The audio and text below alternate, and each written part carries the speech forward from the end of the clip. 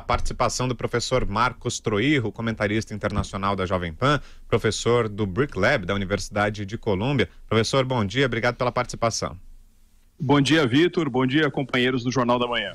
Bom, professor, começa hoje em Buenos Aires a reunião de ministros da Fazenda e de presidentes de bancos centrais do G20, que é o grupo que reúne as 20 maiores economias do mundo. Qual a importância desse encontro e que temas vão ser discutidos por lá? Bem, Vitor, você sabe que quando começou a presidência Macri na Argentina, buscou-se fazer com que aquele país ocupasse um novo centro nas relações internacionais. A Argentina vinha de uma série de expectativas positivas quanto ao seu crescimento, então imaginaram que a Argentina poderia ser palco aí dessas grandes reuniões envolvendo vários países. E quando o G20 optou por Buenos Aires, imaginou que os principais temas seriam o financiamento à infraestrutura e também um impacto crescente, né, da utilização da tecnologia no mundo do trabalho, né, se isso gera mais desemprego, gera mais tensão social. Mas pelo contexto que nós estamos vivendo hoje, o principal assunto vai acabar sendo o fantasma da guerra comercial. Como vocês sabem, no início da semana, o Fundo Monetário Internacional apresentou cálculos, né, de que uma guerra comercial pode retirar cerca de 430 bilhões de dólares da economia mundial até 2020, e isso, claro, vai gerar um impacto agregado importante. O que é curioso aqui também, Vitor, é mostrar que 5 anos atrás, o banco de investimentos Morgan Stanley criou uma classificação chamada os 5 frágeis. Eram países como Índia, Indonésia, Brasil, Turquia e África do Sul, que poderiam vir a ter crise de balanço de pagamentos por conta da sua dependência de investimentos estrangeiros de curto prazo. Aliás, na minha opinião, a Índia nem deveria fazer parte desse grupo, porque ela tem crescido de forma robusta e nos 2 últimos anos expandiu a sua economia percentualmente mais até do que a China. Mas com essa guerra comercial de hoje, a noção de países frágeis tem que aumentar.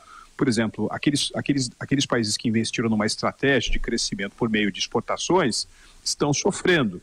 É o caso do Vietnã, da Tailândia e de muitos outros asiáticos, que ademais apostaram muito também nas chamadas cadeias globais de produção. Muitos países que foram por essa linha agora se colocam numa situação de risco. Muitas empresas, por exemplo, dos Estados Unidos, que é o país que tem mais redes de produção global no mundo, já estão informando os seus acionistas que provavelmente eles vão distribuir dividendos menores nos próximos exercícios contábeis. Esse foi o caso, por exemplo, da montadora de motos Harley Davidson, né, que fez um comunicado ao mercado há cerca de 3 semanas dizendo que vai aumentar o seu dispêndio de capital e diminuir a sua margem de lucro. Bom, é muito curioso perceber, Vitor, que nessa guerra comercial, talvez a principal vítima colateral seja a própria economia dos Estados Unidos. E, professora Denise, que está falando, Trump ameaça ampliar ainda mais a retaliação, as restrições à China. Agora ele fala em 500 bilhões de dólares. Já tinha aumentado a ameaça para 200 bilhões. Parece que não tem fim isso, né? É uma retórica dele muito pesada. Ontem ele chegou até a falar da questão de não estar gostando de alta dos juros do Federal Reserve, a gente sabendo que as decisões lá são independentes. Então ele causa muita apreensão no mundo todo, não é só uma questão dos Estados Unidos, né?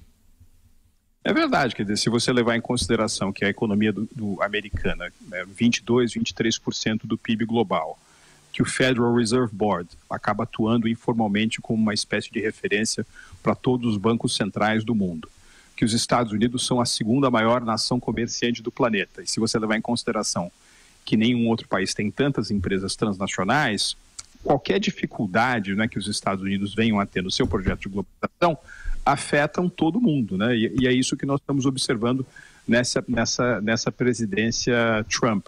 O curioso é que, como a gente tem visto, Denise, ninguém está parado, né? A União Europeia fez um acordo nesta semana muito importante com o Japão, talvez seja o maior acordo comercial da história.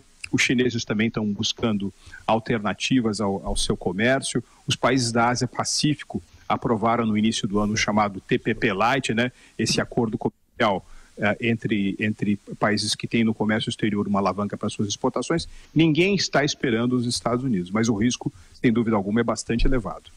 Muito bem, esse é o professor Marcos Troirro, comentarista internacional da Jovem Pan, participa às segundas, quartas e sextas aqui do Jornal da Manhã. Ele é diretor do Brick Lab da Universidade de Colômbia. Obrigado como sempre, professor. Até semana que vem. Obrigado, Vitor. Bom fim de semana.